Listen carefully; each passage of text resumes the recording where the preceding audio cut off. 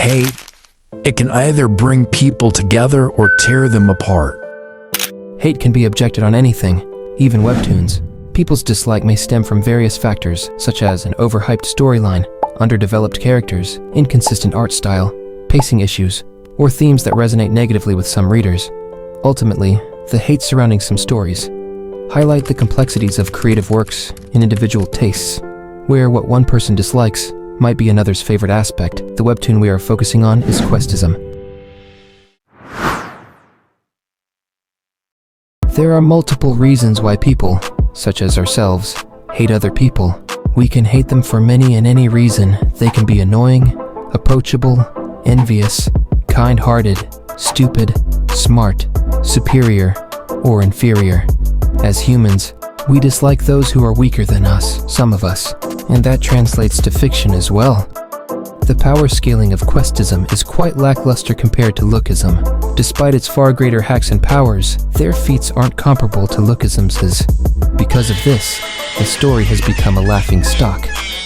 Even though Questism has an interesting power system that uses cards that grants individuals abilities and buffs, most readers refuse to use this content in matchups and comparisons, only using feats and stats. Other times, they don't even use statements. Despite this, it is true that Questism's strongest characters aren't even comparable with high tiers in Lookism.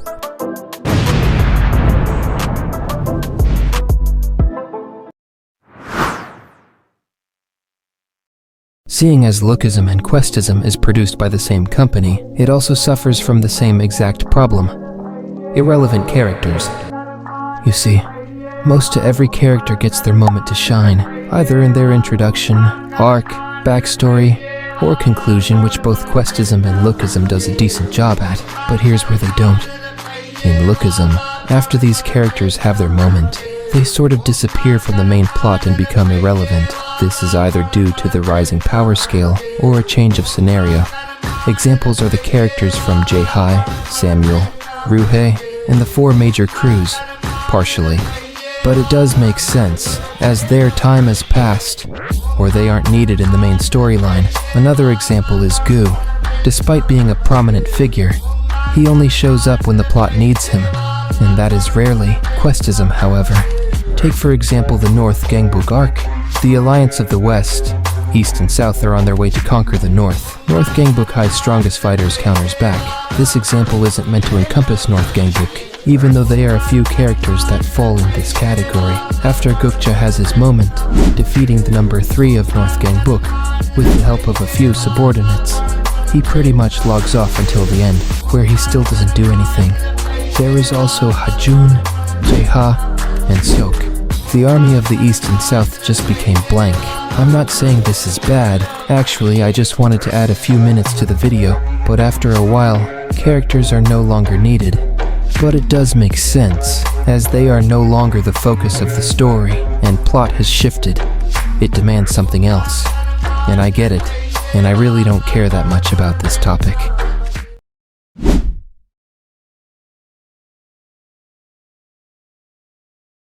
Back to the North Gangbuk arc. At this point, everyone's on a roller coaster ride, facing off against opponents who either outmatch them in a specific area or possess abilities that directly counter theirs. When they're on the brink of defeat, they undergo a process called Ascend, or Path to Mastery, which makes them stronger than their opponents. The thing is, it feels like a formula. Every single person follows this exact pattern. Instead of digging deep to find a strategic way to beat their opponents, like identifying a weakness or exploiting a counter, they just rely on ascending to gain the upper hand. It's like the narrative stuck in autopilot mode, where every challenge is resolved the same way. It feels like it's missing that extra layer of depth. That plot twist becomes super predictable and stale at that point. From the moment the fight starts, the outcome's basically set in stone. The villain takes the lead at first, but of course the hero gets a power boost and suddenly one-shots them. It's the same old trope played out over and over. It loses its impact and feels formulaic.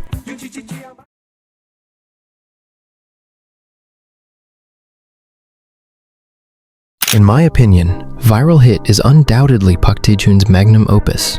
One of its standout aspects is its raw realism, which sets it apart from other works. The gritty, grounded storytelling resonates deeply with readers, making it a truly unforgettable read, unless we are talking about the second season. While Lookism may not live up to Viral Hit's realistic tone, particularly with its power scaling, it more than makes up for it with its relatable themes, electrifying fight scenes, and well-crafted, engaging characters that draw readers in. It's a testament to Park Tae Jun's versatility that he can balance action and realism so effectively across his works, this making it the most popular. Questism, on the other hand, takes a notably unrealistic approach to tackling themes of school violence and gang activities, diverging from the more grounded portrayals found in other webtoons on similar topics. The introduction of quests and cards adds a fantastical layer that further distances the narrative from reality, making it stand out in a genre where brute hard work, talent, and technique often prevails.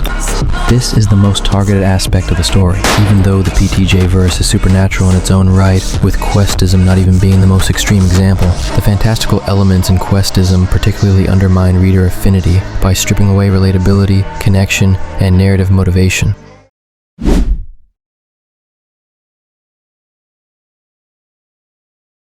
Don't get me wrong, Questism is a solid story, but it falls short of greatness.